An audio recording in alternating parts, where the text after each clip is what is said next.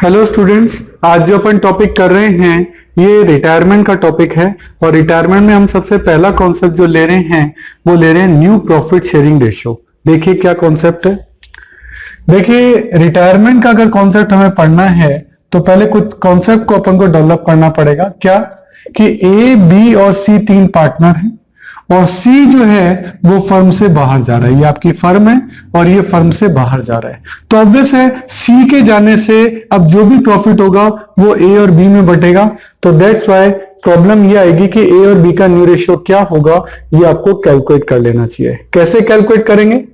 तो देखिए new profit sharing ratio जो पहला अपन कॉन्सेप्ट ले रहे हैं वो ले रहे हैं new profit sharing ratio, new PSR इसे कहते हैं। इसके दो मेथड होते हैं। पहला है आपका सिंपल मेथड, सही है। सिंपल मेथड में क्या होगा कि डेटा आपको पूरा गिवन होगा और उसमें से आपको कह देगा कि एक पार्टनर जो है रिटायर हो रहा है। कैसे? इसके लिए हम क्वेश्चन नंबर 1 का ए ले रहे हैं। देखिए क्वेश्चन में क्या कहता है, एबीसी तीन पार्टनर हैं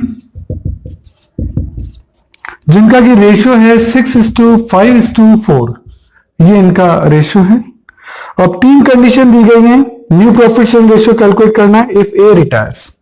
फर्स्ट कंडीशन कह रहा है इफ ए रिटायर्स। देखो अगर ए रिटायर हो गया तो बचेंगे कौन? बी और सी। और बी और सी का रेशियो क्या है? 5:4। कोई कैलकुलेशन नहीं करनी, बस बी और सी का जो भी रेशियो हो वो लिख देना। इसीलिए इसका नाम क्या रखा है मैंने? Simple method. बुक में ऐसा कोई नाम नहीं है, ये नाम मैंने रखा है जिससे कि आपको नाम से याद रहेगा, तो कॉन्सेप्ट को रिकॉग्नाइज करना आपके लिए आसान रहेगा। आगे देखें, फर्स्ट कंडीशन के बाद second condition, if B retires. अगर बी रिटायर हो गया तो बचेंगे कौन? ए और सी। और ए और सी का रेशियो कितना है? 6 और 4, 6:4। लेकिन ये अभी सिंपलेस्ट फॉर्म में नहीं आया है, तो इसको और सॉल्व किया जा सकता है।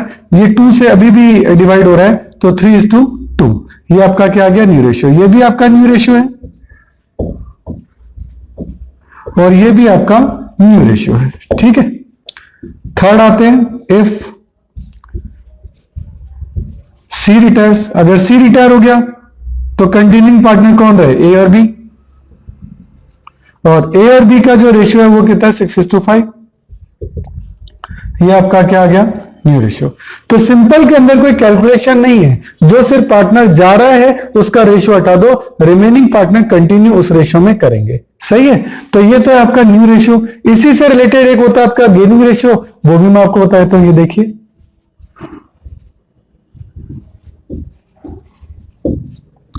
Gaining ratio. गेनिंग रेशियो का सर फॉर्मूला क्या होता है? गेनिंग रेशियो का आपका फॉर्मूला होता है new ratio minus old ratio. ठीक है। तो तीन केस है तो हम एक केस ही ले लेते हैं। हम फर्स्ट केस को ही लेते हैं, केस नंबर 1 को ही ले रहा हूं। केस नंबर 1 की अगर अपन बात करें तो ए बी सी तीन पार्टनर थे जिनका रेशियो 6:4 था और बी और सी का जो है न्यू रेशियो ये हो गया, तो गेन भी बी और सी नहीं किया होगा क्योंकि उन्हीं का रेशियो बड़ा होगा। बी और सी का न्यू रेशियो क्या है? 5:4, यानी 5/9 और 4/9। ओल्ड रेशियो क्या था बी और सी का? 6, 5, 11, 4, 15, तो 5/15 एंड 4/15।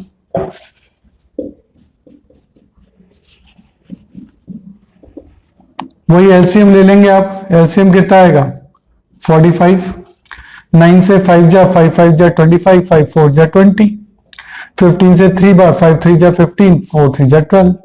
तो 25 में से 15 गया, दैट इज 10/45, और 20 में से 12 गया, दैट इज 8/45। तो रेशियो क्या आ गया?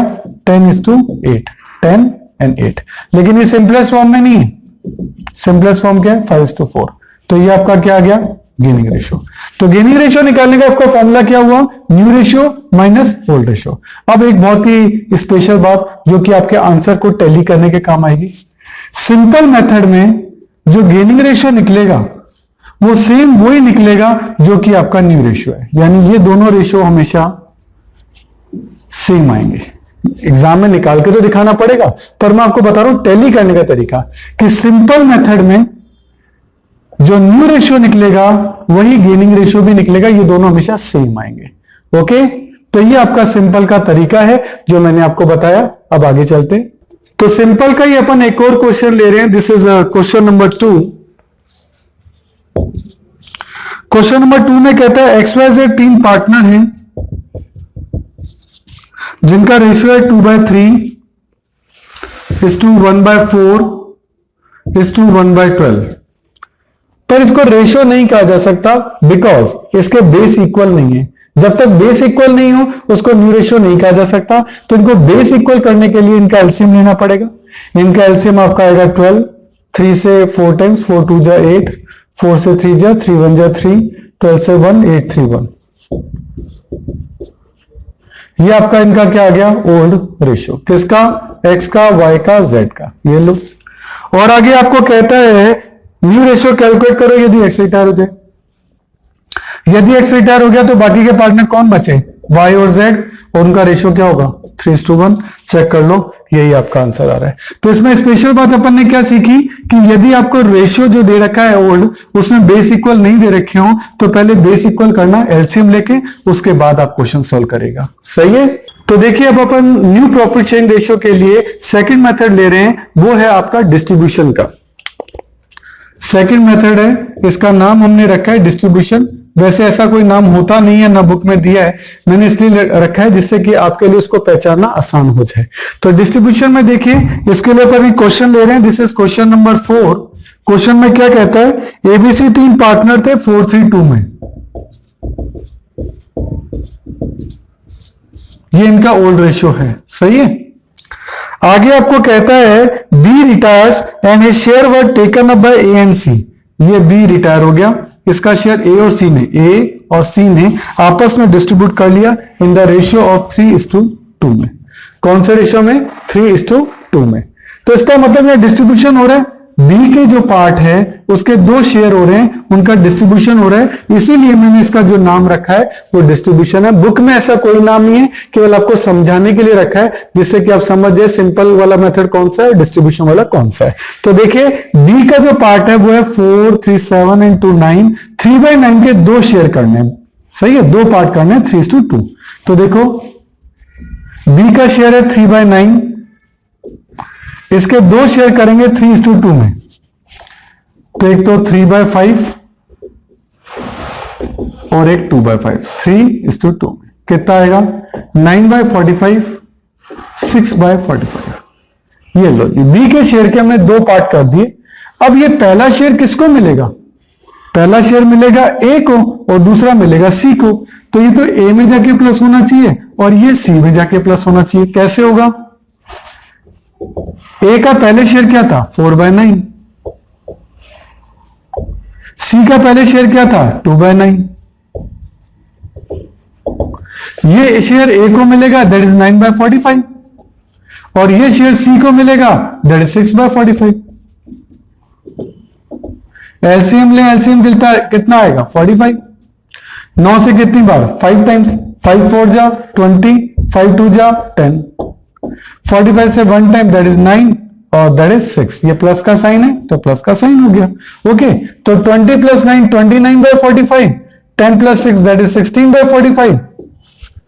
So the new ratio will be 29:16।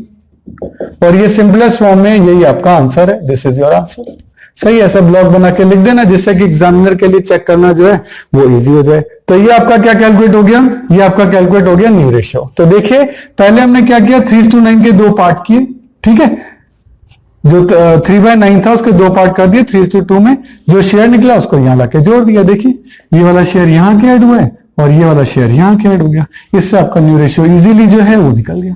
Clear है। इसी में गेनिंग रेशियो देखते हैं। गेनिंग रेशियो का फॉर्मूला मैंने अभी बताया था, new ratio minus old ratio. Sir new ratio क्या है? न्यू रेशियो किस किस का? ए का और सी का। ए का और सी का। न्यू रेशियो क्या है? 29:16, यानी 29/45, 16/45। ओल्ड रेशियो क्या है? ओल्ड रेशियो ये रहा ए और सी का, 4/9 एंड 2/9।